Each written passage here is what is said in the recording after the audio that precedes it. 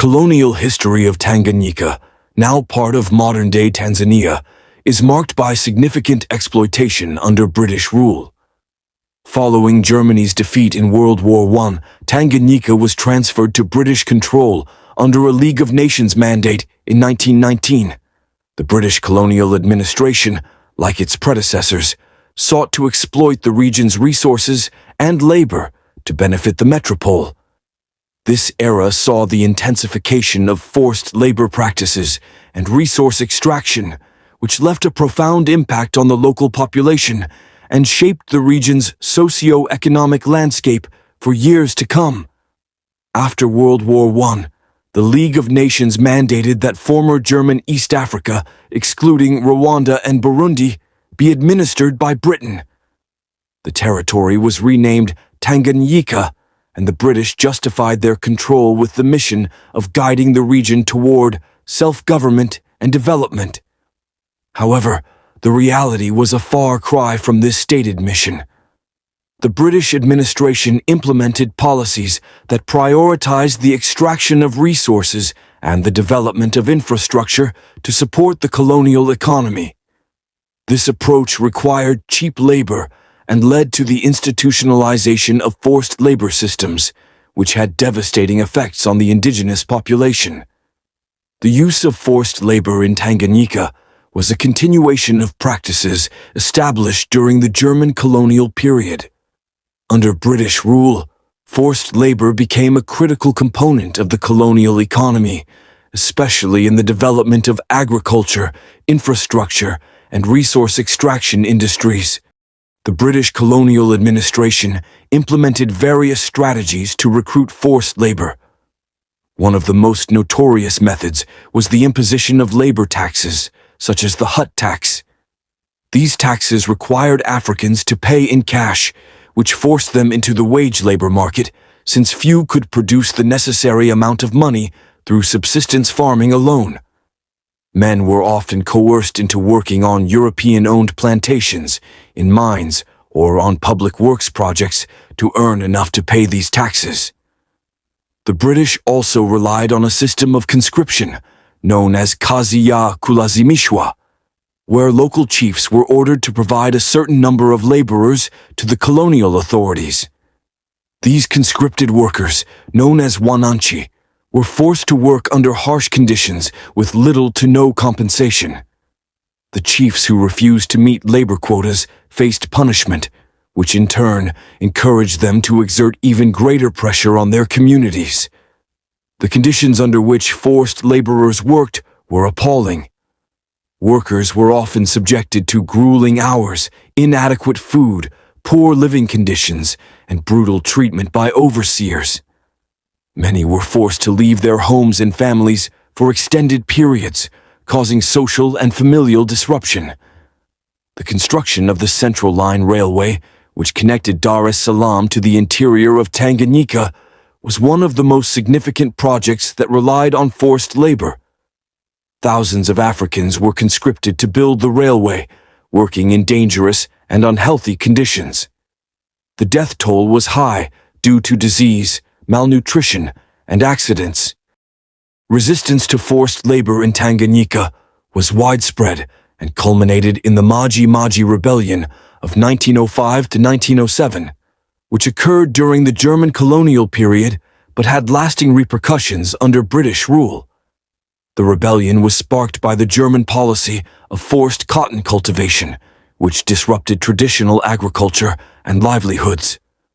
The British, aware of the rebellion's causes, initially sought to avoid similar uprisings by adopting a more indirect approach to forced labor. However, economic pressures eventually led them to adopt similar exploitative practices. While there were no large-scale rebellions during British rule, similar to the Maji Maji, smaller acts of resistance and protest were common. Workers would sometimes flee their assignments, engage in sabotage, or refuse to work. However, these acts were often met with harsh reprisals, including imprisonment, flogging, and fines. Tanganyika was rich in natural resources, and the British administration was determined to exploit these to the fullest extent. The colonial economy was heavily based on the extraction of cash crops, minerals, and other resources, which were exported to Britain and other markets to generate profits for the colonial administration and European investors. The British expanded the cultivation of cash crops, particularly sisal, coffee, and cotton. These crops were grown primarily on European-owned plantations, which relied heavily on forced and poorly paid African labor. Sisal, in particular, became one of Tanganyika's most important exports under British rule. Introduced by the Germans, the British expanded sisal plantations, and by the 1920s, Tanganyika was one of the world's largest producers of sisal. The expansion of sisal cultivation led to the displacement of African communities, who were often forced to work on the plantations under harsh conditions. The colonial administration also promoted the cultivation of cotton in areas like the Sukuma region, where African smallholders were coerced into growing cotton for export. The focus on cash crops often came at the expense of food production, leading to food shortages and famine in some regions. Tanganyika was also rich in minerals, including gold, diamonds, and tin. The British administration encouraged the development of mining operations, which were often owned by European companies. African labor was heavily exploited in the mines, where workers endured dangerous conditions for meager wages. The gold mines in the Geita and Musoma regions became particularly important to the colonial economy. African miners were recruited through coercion and worked under perilous conditions, with little regard for their safety or health. The profits from these mining operations were largely repatriated to Britain, with little reinvestment in the local economy. The British administration prioritized the development of infrastructure to facilitate the extraction and export of resources. This included the construction of railways, roads, and ports. The Central Line Railway, mentioned earlier, was a key project that connected the interior of Tanganyika to the coast, allowing for the efficient transport of agricultural and mineral resources to the port of Dar es Salaam for export. Forced labor played a crucial role in the construction of these infrastructure projects. The exploitation of African labor for infrastructure development was justified by the British as a necessary means of civilizing the colony and promoting economic development. However, the reality was that these projects primarily served the interests of the colonial administration and European businesses, with little benefit to the African population.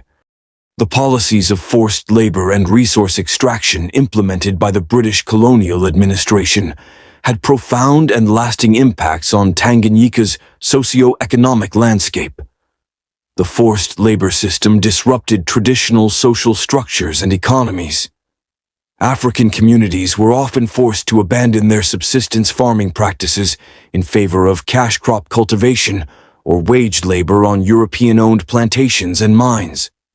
This shift led to the erosion of traditional livelihoods and increased dependency on the colonial economy. The focus on cash crop cultivation also contributed to food insecurity in some regions, as land that had previously been used for food production was converted to cash crops. This, coupled with the displacement of communities for plantation and infrastructure development, led to periodic famines and increased vulnerability to economic fluctuations. The forced labor system and the expansion of resource extraction industries led to significant population displacement. Many Africans were forced to leave their homes and migrate to urban centers or plantation areas in search of work. This migration contributed to the growth of urban centers like Dar es Salaam, but also led to the breakdown of traditional communities and increased social tensions.